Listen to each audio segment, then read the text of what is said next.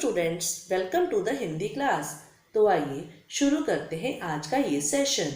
आज हम कक्षा 8वीं का एक नया अध्याय बेताल की कथा पढ़ेंगे। तो ये पाठ पढ़ने से पहले आपको ये जानना अनिवार्य है कि बेताल कौन था। बेताल एक तांत्रिक था, मरने के बाद जिसकी आत्मा एक वृक्ष पर लटकती रहती थी। राजा विक्रमादित्य उसे बार बार उस वृक्ष से उतारते और अपने कंधे पर उठाकर महल की ओर चल पड़ते। रास्ते में बेताल हमेशा उन्हें एक कथा सुनाता और साथ ही एक शर्त भी रखता कि कथा के अंत में पूछे गए प्रश्न का उत्तर देना उनके लिए अनिवार्य होगा, वरना वह उन्हें मार देगा। तो बच्चों, बेताल के द्वारा सुनाई जाने वाली सारी ही कथाएं बड़ी शिक्षाप्रद होती थी। तो आइए उन्हीं में से एक कहानी आज हम पढ़ेंगे। इस कहानी के लेखक हैं हरिशंकर प्रसाई जी। बच्चों, ये कहानी ईमानदारी पर आधारित है और इसमें केवल दो ही पात्र हैं, एक धर्मचंद जो कि कपड़े का व्यापारी था और दूसरे जज साहब। दोनों ही व्यक्ति बड़े ईमानदार थे। दोनों ने इस कहानी में अपने फर्ज और कार्य को निभाते हुए अपने ईमान को कायम रखा। तो आइए शुरू करते हैं। सबसे पहले बच्चों, हम पेंसिल की सहायता से इसके कठिन शब्दों को बुक पर मार्क करेंगे। तो आइए पहला शब्द देखते हैं, व्यंग्य। आधा व य के ऊपर बिंदी, आधा ग य। व्यंग्य मीन्स टायर। फर्ज, फ ज के ऊपर रेफ, फर्ज मीन्स ड्यूटी। एहसान, ए ह स को आन, एहसान मीन्स फेवर। संतुष्ट, स के ऊपर बिंदी, त को छोटा ऊ, आधा श ट, संतुष्ट मीन्स सेटिस्फाइड। थकावट, थकावट मीन्स फटीग और टायर्डनेस। कथा मीन्स स्टोरी। अब अगले पेज पर चलते हैं। पहला शब्द प्रारंभ, प के पैर में पदेन, आ र के ऊपर बिंदी, भ, प्रारंभ मीन्स स्टार्ट। व्यापारी, आधा व य को आ, प को आ, र को बड़ी ई, व्यापारी मीन्स बिजनेसमैन। अनुरूप, अ न को छोटा ऊ, र को बड़ा ऊ, प, अनुरूप मीन्स अकॉर्डिंग। धर्मात्मा, ध म को आ, ऊपर रेफ, आधा त म को आ, धर्मात्मा मीन्स रिलीजियस। एकाग्रता, ए क को आ, ग के पैर में पदेन, त को आ, एकाग्रता मीन्स कंसंट्रेशन। ग्राहक, ग्राहक मीन्स कस्टमर। दर, कॉस्ट। परीक्षा, प र को बड़ी ई, क्ष को आ, परीक्षा मीन्स टेस्ट। तबादला, तबादला मीन्स ट्रांसफर। कोर्ट, न्यायालय, न्यायालय, आधा न य को आ, य को आ, ल य, न्यायालय मीन्स कोर्ट। तश्तरी, त आधा श, त र को बड़ी ई, तश्तरी मीन्स प्लेट। प्रेम विभोर, प के पैर में पदेन, ए म, प्रेम विभोर मीन्स बड़े प्यार से। करबद्ध, कर यानी हाथ, बद्ध मीन्स बंधे हुए यानी फोल्डेड हैंड्स। भाव भंगिमा, भाव भंगिमा मीन्स एक्सप्रेशन। भंगिमा का उच्चारण देखिए, भ के ऊपर बिंदी, ग को छोटी ई, म को आ, भाव भंगिमा। अगला शब्द है शांत, शांत मीन्स काम। पीड़ा, पीड़ा मीन्स पेन। कठोरता, कठोरता मीन्स हार्डनेस। अब अगले पेज पे आइए। पहला शब्द है ओझल, ओ झ ल, ओझल मीन्स डिसअपियर। मन मसोस कर, मन मसोस कर मीन्स मन मारकर या बिना मन के। निर्मल, न को छोटी ई, म के ऊपर रेफ, ल, निर्मल मीन्स प्योर। विवशता, व को छोटी ई, व श त को आ, विवशता मीन्स हेल्पलेसनेस। दयालु, दयालु मीन्स काइंड। धिक्कार, ध को छोटी ई, आधा क को आर, धिक्कार मीन्स कोसना। दया निधान, बच्चों यहाँ दया निधान शब्द का प्रयोग भगवान के लिए किया गया है, इसके ऊपर लिखेंगे गॉड। उदारता, उदारता मीन्स काइंडनेस। आशीष, आशीष मीन्स ब्लेसिंग। प्रतिज्ञा, प के पैर में पदेन प्र, त को छोटी ई, ज्ञ को आ। प्रतिज्ञा मीन्स प्लेज। तो आइए रीडिंग शुरू करते हैं और सबसे पहले हम इसका मूल उद्देश्य पढ़ेंगे। वर्तमान समय के अनुसार ईमान की महत्ता पहले भी बहुत महत्वपूर्ण थी। प्रस्तुत पाठ में धर्मचंद ने अपना फर्ज किया और साहब ने अपना कार्य किया। यदि हम किसी भी वस्तु या एहसान के बदले उसकी कीमत अदा करते हैं तो वह हम पर प्रभावी नहीं रहता और ईमान भी नहीं जाता। यहाँ भी यही हुआ। सेठ ने कीमत ली और साहब ने कीमत अदा की, इसलिए दोनों का ईमान नहीं गया।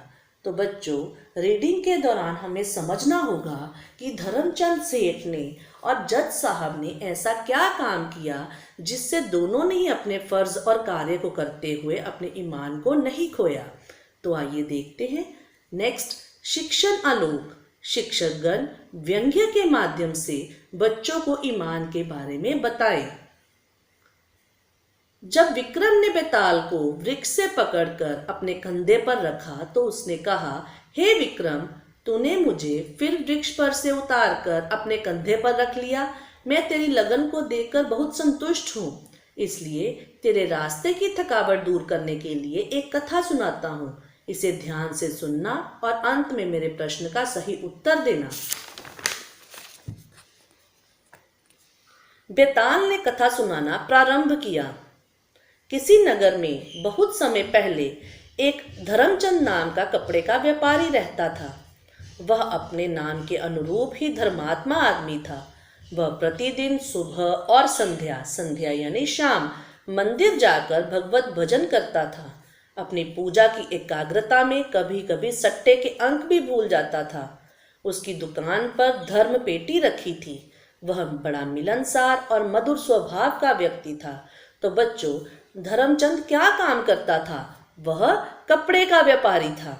और उसका स्वभाव कैसा था? वह धर्मात्मा, मिलनसार और मधुर स्वभाव का व्यक्ति था। यहाँ धर्म पेटी से अभिप्राय यानी वह बॉक्स या वह पेटी जिसे कि धर्मचंद ने अपनी दुकान में रखा था, जिसमें वह अपनी कमाई का कुछ भाग भगवान के नाम पर निकालता था। धर्मचंद बहुत ईमानदार था, क्योंकि ग्राहक से बात करते हुए वह ईमान का कहता जाता था। वह सच्चा आदमी था, इसलिए वह कपड़े की दर और उधारी का हिसाब भगवान की कसम खाकर बताता था।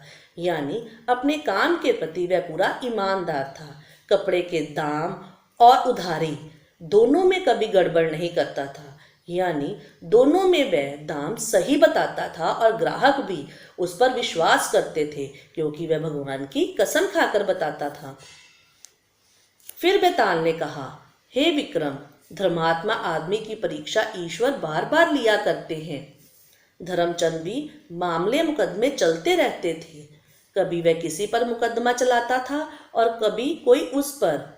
ऐसा ही एक मुकदमा उस पर चल रहा था कि उस जज साहब का तबादला हो गया, जिसके न्यायालय में वह मुकदमा था। मामला बड़ा कमजोर था और धर्मचंद की हार भी निश्चित यानी तय थी। नए जज साहब आए थे जो बहुत ईमानदार थे।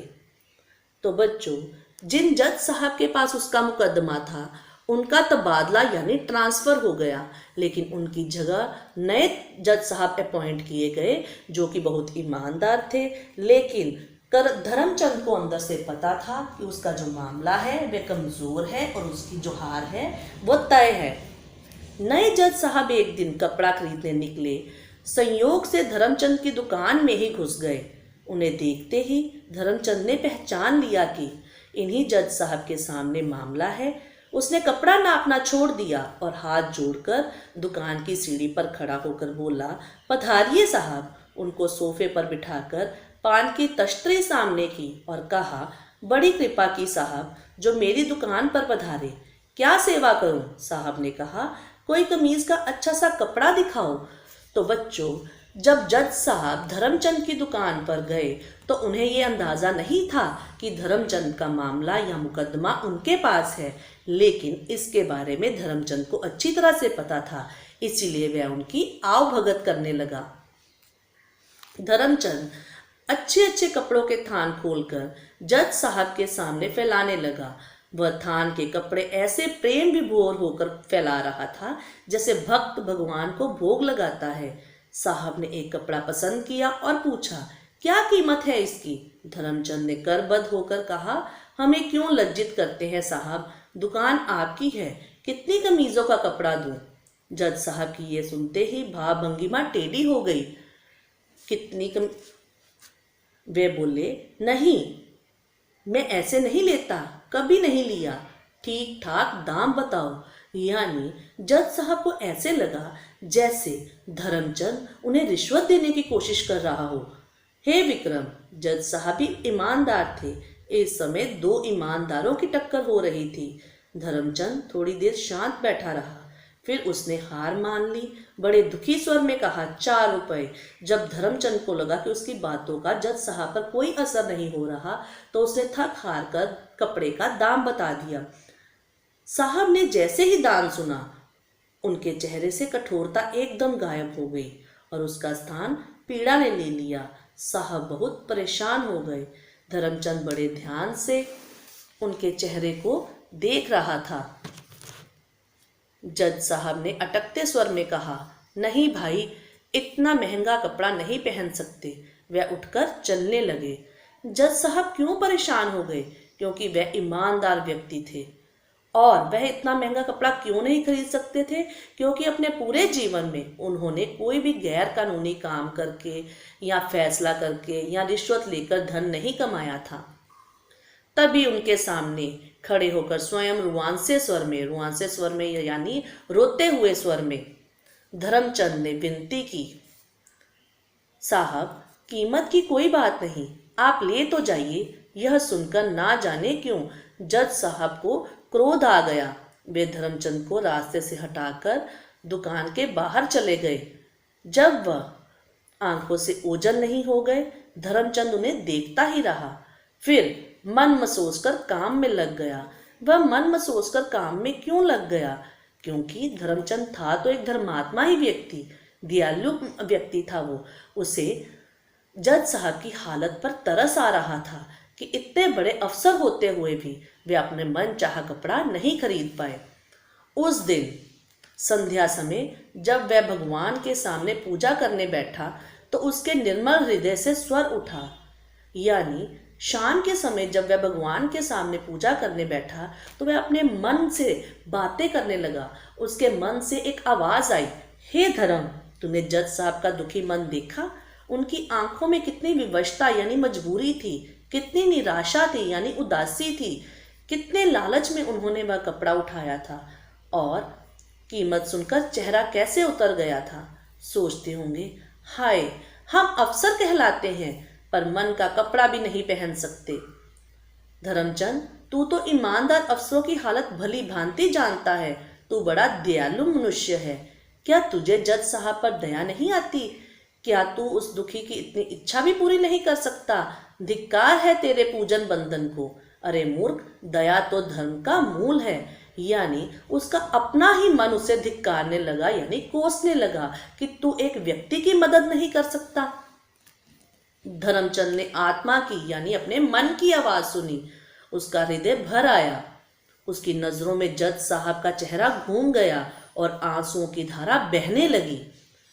धोती से आंसू पोंछकर उसने भगवान के सामने हाथ जोड़े और कहा, हे भगवान, मुझसे बड़ी भूल हुई।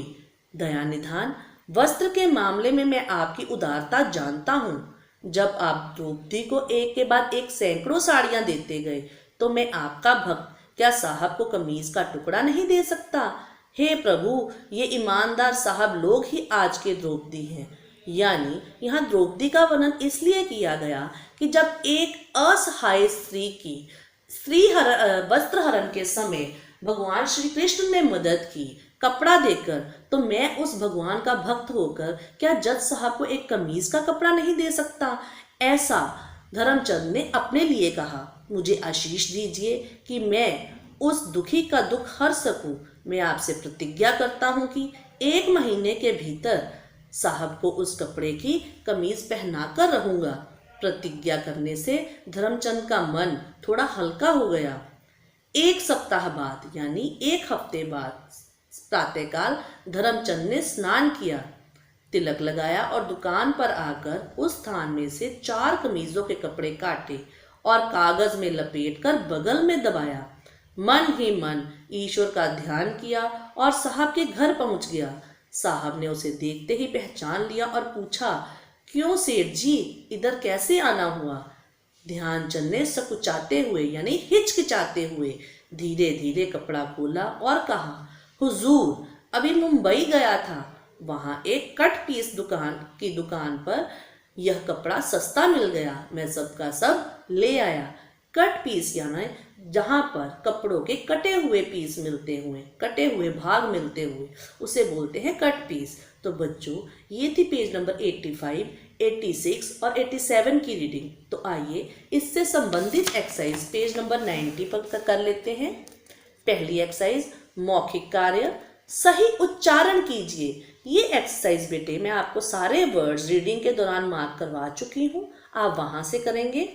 सोचिए और बताइए, सेठ धर्मचंद किस प्रकार का व्यक्ति था?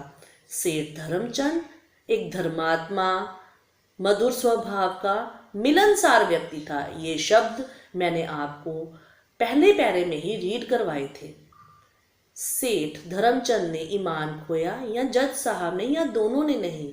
मूल उद्देश्य को पढ़ते हुए ही हमें इसका जो आंसर मिल गया था। सेठ धर्मचंद ने ईमान खोया या जज साहब ने या दोनों ने नहीं? इसका क्या आंसर आएगा? दोनों ने नहीं।